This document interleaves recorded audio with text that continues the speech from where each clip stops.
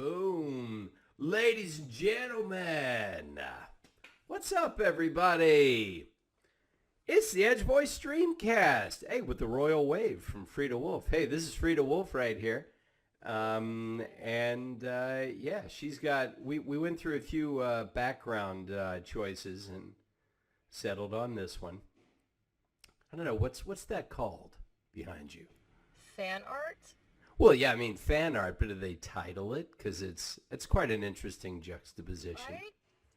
I usually do when I'm in something that people produce fan art for, I do like a little swipe for a while of like, oh, that's cool, and it all gets saved to my desktop wallpapers folder, and then I usually stop once it's majority porn. With LOBA, that happened real quick, but I did get some good fan art before I had to tap out. Now, when you say majority porn, are you saying 51%, or is this more like 97% here? This is my life's accomplishment. LOBA was #1 on Pornhub for a week, I understand. That's it. I've peaked. I can retire. Yeah. No other accolade, no other award will ever be as significant as being #1 on Pornhub for a week. This is an actory question, but how much of yourself do you see in this character? Attitude, backstory, whatever. I mean, I'm assuming your parents weren't murdered by a simulacrum. Not murdered. I have no thieving skills at all. Okay. Good to know. I have no bow staff skills, and I've shaved half my head. LOBA, kind of like the instruction from Respawn was just sort of like, because even more so, sorry guys, more important than representation is intelligibility.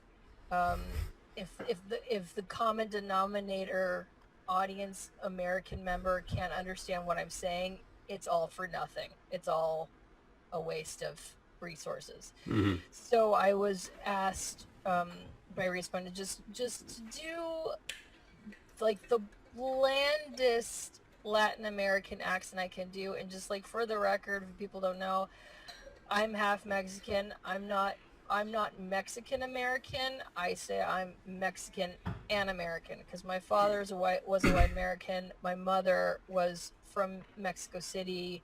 All her family is from Mexico City. She immigrated to the United States in her 30s, learned English as a second language in her 30s, on and on and on. And then I was raised very biculturally, but mostly in a Mexican household where like I was only permitted to speak Spanish with my mother in the household.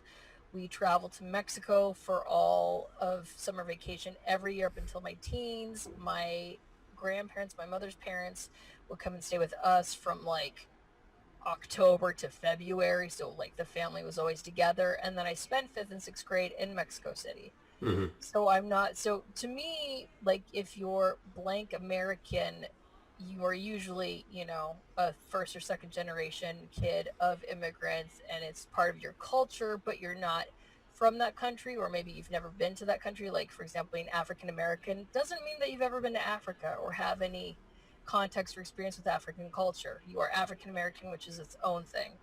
So I am not Mexican American. I am Mexican and American. I experience those cultures very separately in their own countries.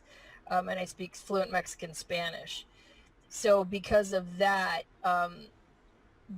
like Margaret's show and so many first generation kids, we all do our parents' accents. So I get hired a lot to do the accent because my party trick, because I was raised in this, multilingual household, is just sort of like, no tengo acento en cualquier idioma. I don't have an accent in either language. Pero puedo poner el acento si necesitas que suene como una gringa con un acento completamente espantoso. Lo puedo hacer si me preguntas.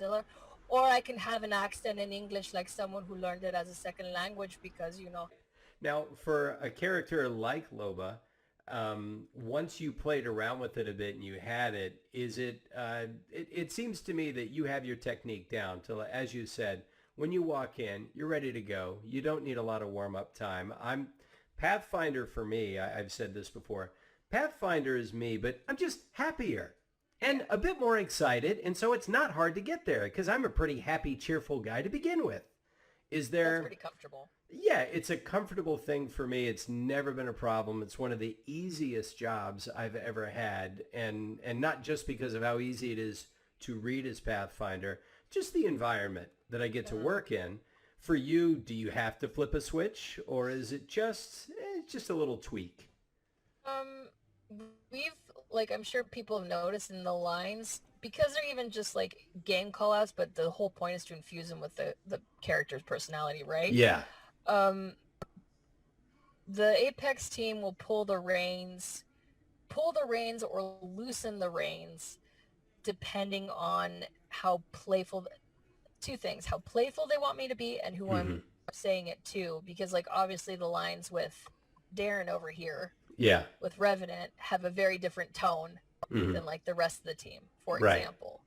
Right. So there you've got the unique character interactions, and then on top of that, just for like all the multi-purpose ones that are to whomever about whatever, we did have some jiggling because we can, even though she's got a personality, we can't make it all one note. So it couldn't all be like, every line is super sexy and she's always like, "Ay, papi," because that's not a real person and that's weird if it's every line.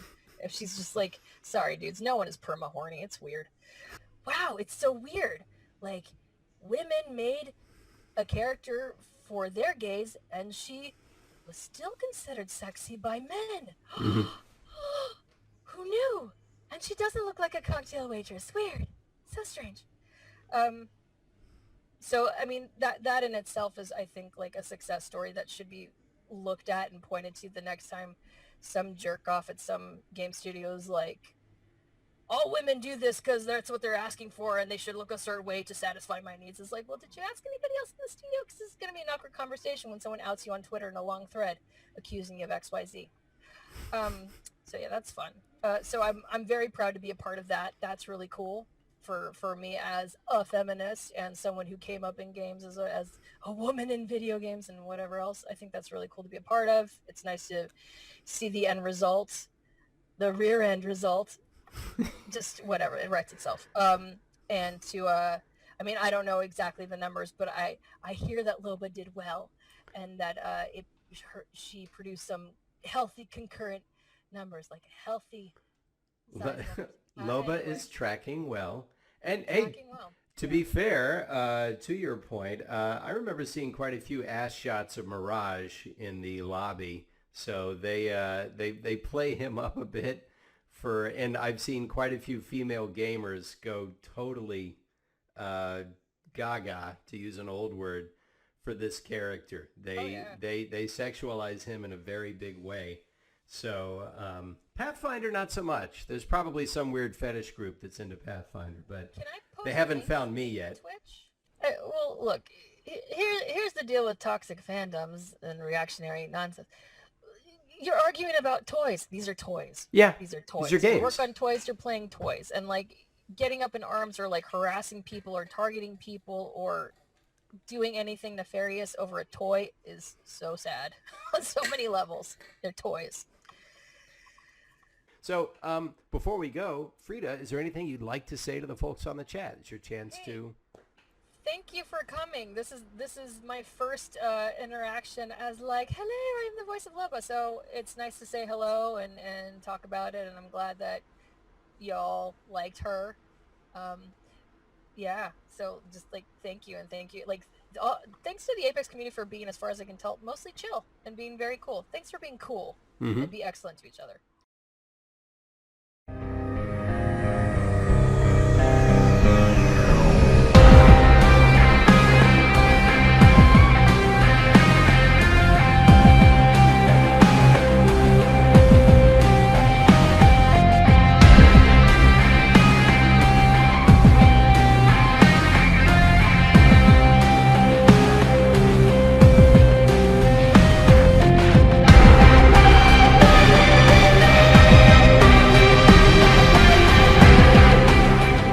Hola, nos vemos de nuevo.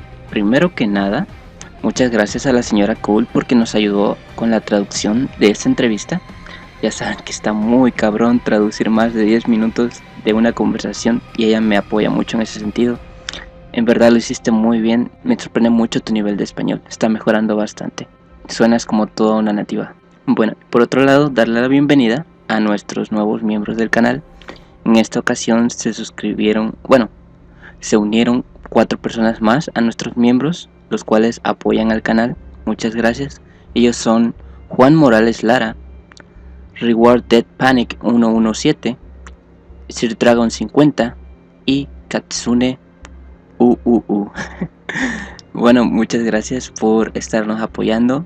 Con ustedes entre nosotros ya somos más de 15 miembros en el canal, ya casi 15.000 suscriptores que somos en este canal. Así que bueno, nos veremos en otra ocasión. Si no sabes de qué hablo con esto del cuadro de honor, en la descripción están los detalles. Cuídense mucho, adiós.